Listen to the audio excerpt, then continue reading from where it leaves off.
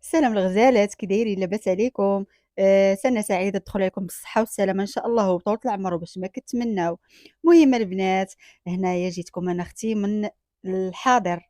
إلا كنتو ناويين تلصقوا هاد البابي 3D أي حاجة، هاد الموديل ولا هاد الموديل اللي وريتكم الأول، راكم عارفين أنا كنت ملصقاه في الكوزينة. الناس اللي كيتفرجوا فيا كنت ملصقاه هاكا في الكوزينة. كيطلع لينا بعض المرّة داك الزليج في راسنا، وخصوصًا باقي ما دايراش إصلاحات في المطبخ ديالي. يعني كتبغي تبدلي شوية الديكور مرّة. دابا ملي بغيت نحيدو ها نتوما كتشوفوا راه كيخلي ليكم اختي الدنيا مكرفسة، خصوصًا إلا كنتم ملصقينو على الحيط ما تحاولوش تحيدوه لأنه غادي يكرفسكم بزاف. أنا هنا خدامة بالسوشوار شوف مواد البناء بكلشي خدامة به، كنحاول نقلّعو. وعادة فاش حيدتو راني واحد المعاناة كتيرة باش حيد ديك الكولة ديالو من الحيط.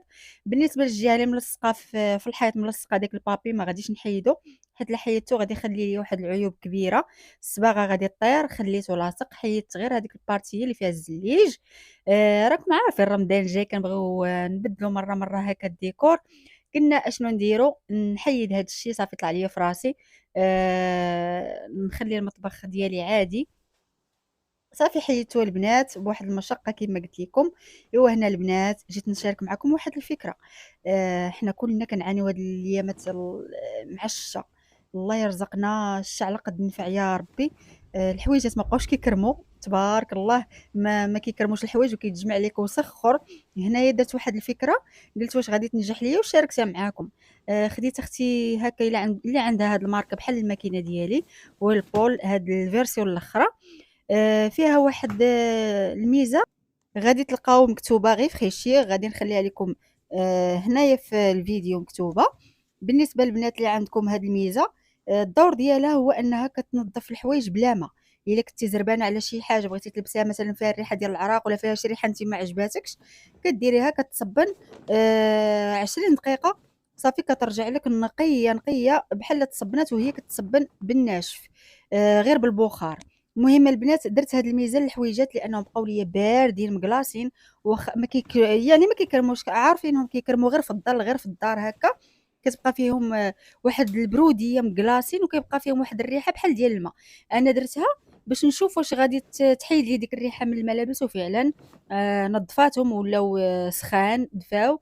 يعني زوينه هكا ديروها لها في هذا الحال بارد، ديرها لحويجاتكم الا كنتو مزروبين بهم. صافي البنات، هذه فكرة بغيت نشاركها معاكم. وهنا البنات، مشكل اللي واقع للأغلبية ديال الناس اللي عندهم الديور هكا كيكونوا فيهم شوية تاع البرودة، خصوصا هاد الحال البارد.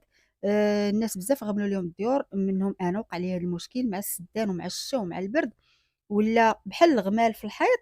بقع كحلين نقاطي. والحل الرئيسي ديالهم، وهنا عندي في غرفة النوم عندي البالكون، وعندي البنات صباغه ديال الخيال. غادي تجيبي اختي الرشاشه ديري فيها اتشي جافيل اتشي سيك، ما ديريش معاه الماء. صافي اختي، وغادي ترشي على ديك البلاصه اللي فيها دوك البقع كاملين. كترشي جافيل، ما تحكي بتا حاجه، ما ديري لا شيته لا حتى حاجه، غير رشي. وسيري اختي قضي اشغالك واحد 4 دقائق حتى 5 دقائق، ورجعي غادي تلقاي كلشي تحيد. يكفي انك تجيبي واحد الشيفون يكون رطيطب وديري فيه الماء، تغسليه بالماء نقي، وتجي وغادي تمسحي داك الحيط كامل من داك جافيل حتى كيتنقى. غادي تلقايه اصلا تنقى. ها انت كتشوفي اختي ملي خليته ورجعت ما بقاش ديك الكحوليه، ما بقاتش.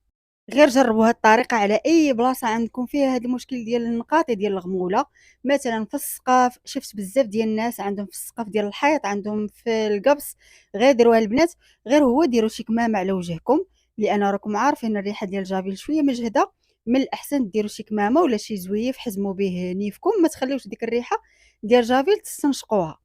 كنتمنى هاد الفكره حتى تكون نالت الاعجاب ديالكم، وجيت بغيت نشارك معكم هاد الفكرة حتى هي اللي كنديرها أنا للحويجات. كنتمناها تستافدوا منها، تقدروا تكونوا كديروها حتى نتوما.